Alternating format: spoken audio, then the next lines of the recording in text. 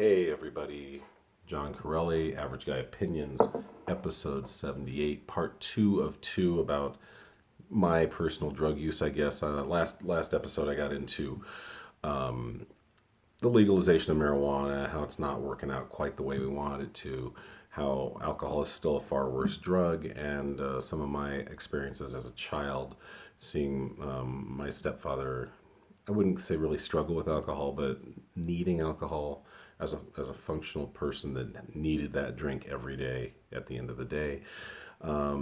Seeing my parents go to a friend's house and them smoke weed, but my parents didn't smoke weed. My mom always claimed she never did, and I totally believe her because she's like me, like I also explained in part 1, is very much a lightweight. So is my biological father, which explains why I'm a lightweight.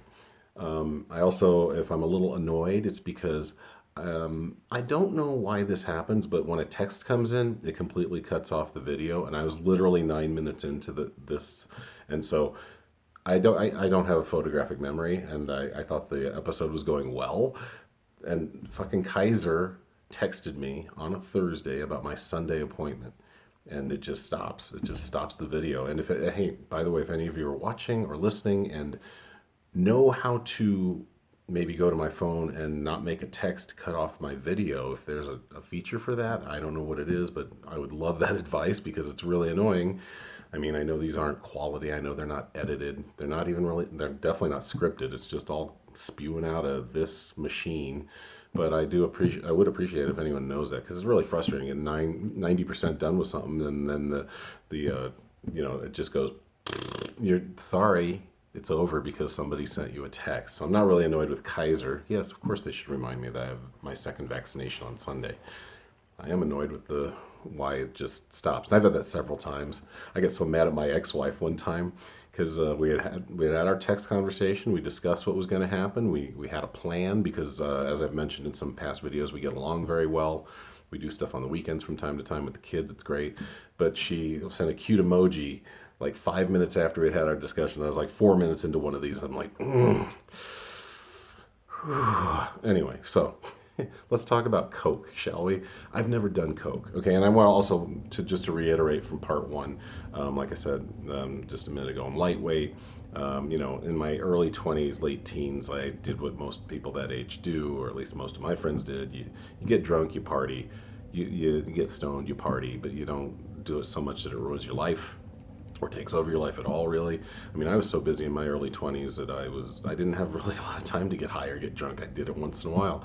I was too busy working full time and going to school full time and working on my bachelor's in history, which I finally got in 1993. Anyway, so let's talk about Coke and acid, shall we? Because I hit upon acid in part 1, but I want to tell you my entire acid story. Also want to tell you a couple Coke stories. I've never done Coke, scared to death of it. I am paranoid of a drug that you have to snort or maybe stick a needle in your arm like heroin. I would never do any of that stuff. My 2 quick Coke stories, I've only been around it twice. One was at a party. My friends used to live off of downtown Denver in a warehouse district. I don't know if it's technically Globeville, but Denver people know where Globeville was. It used to be a complete shithole, and now it's built up. But back when it was a shithole in 1990, they were just starting to turn some of those old buildings into lofts, but many of them were still viable businesses. So my 3 friends lived down there. Troy and Chris, my 2 best friends on the planet, pretty much. I got a few other friends now, but back then they were. And then they had a college friend, Frank, and they had all graduated. I was still working my way through school in 1990.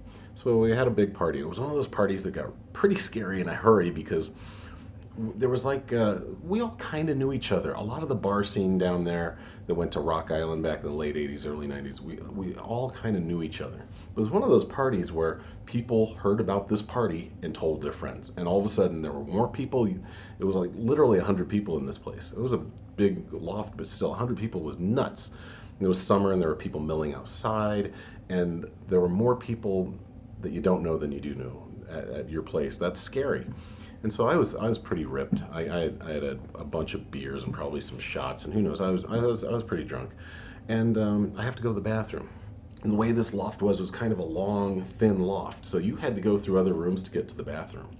And these guys are doing Coke in the kitchen. Just black table, white Coke. three guys around a table looking really paranoid, and then this big black guy just guarding the entrance to the kitchen, and I go, dude, and I was really drunk. I go, dude, I just got to pee. And I go, I'm not gonna knock over your precious Coke, because I look over his shoulder and see Coke on a table, and I know why. That's why he's like this.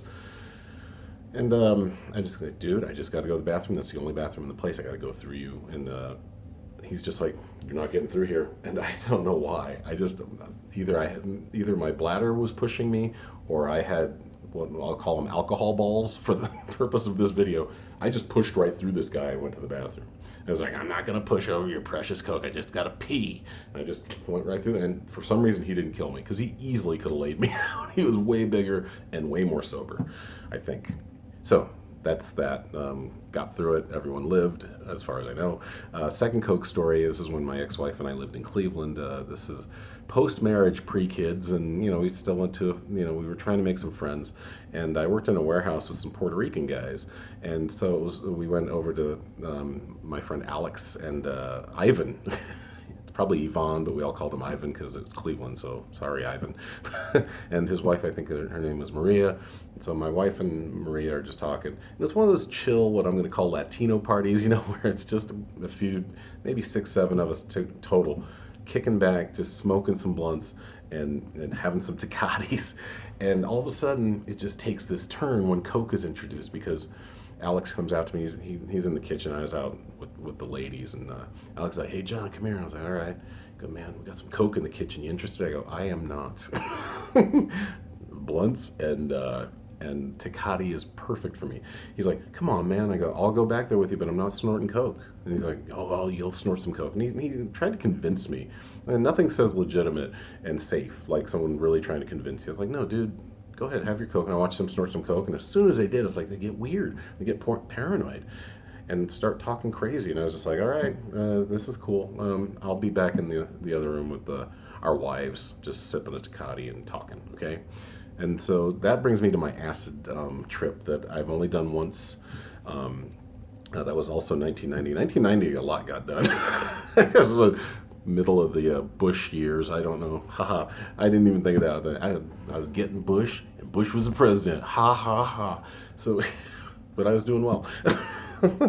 Take 30 pounds off of this. Actually, more like 50 pounds off of this, and yeah, and get rid of the gray and the wrinkles. Not a bad looking dude. Anyway, so dropped acid in 1990. I was like 23, and it was the same place at the party I talked about before, with my friends in the loft, and dropped acid probably around 8 o'clock. By 11, it's really kicking in for me. And everyone says I had a bad trip. I don't think I had a bad trip. I had the full experience, just really a lot. Like I mentioned also in the first part, I have to have control. This needs control. I'm not the kind of guy that can just do DMNT or whatever that shit's called and just lay back. And no, I can't. I'll freak the fuck out. And so we did acid, and I just was like this the whole night. I remember the next day my jaw hurt because I was so tense. And I felt like my eyes were completely black, like my pupils had just taken over everything. And we went to a club, and that was very intense because you feel like everyone's watching you and everyone knows you're on acid. And then I met my girlfriend there, and we went to her place, and we had sex on acid, which I will tell you, really fun and intense. But I'm like an idiot. I keep saying stupid shit like, "You look like a penthouse pet." I remember saying that. She was an artist, and so we had sex. And it was in her art room where she had her bed, but she had done like Jackson Pollock style just splash painting all over that room. It was so cool. And I'm laying there high as shit. It's probably 2 or 3 in the morning at this point, and the drips on the wall started dripping, and I swear to God, at least in my crazy head, some of them looked like skeletons with canes and top hats dancing. And I was like, great. Dealt with that for a couple hours, called my friend around 5 in the morning. He laughed at me. He said, "Just drink some water and chill out." I go, "I can't."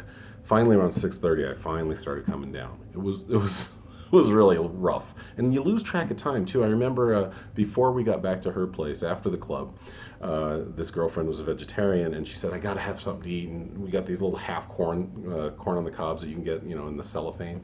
And I think I got a piece of chicken or something, so we ate. But she boiled it. She wanted it boiled.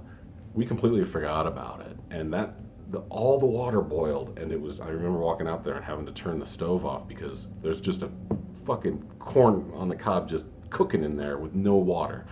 It takes a long time for that much water to boil away, so you really lose track of time. It's pretty crazy. Anyway, that's my 10 minutes. Those are my drug stories. They're not very exciting, but the one I had was pretty intense. See you guys next time. I will talk about some Tivoli stories. So for those of you into that, those are the same days, late 80s or early 90s. I did a lot, like I said earlier. And I will talk to you about some famous people I met and some cool people I worked with. All right, see you next time. Bye.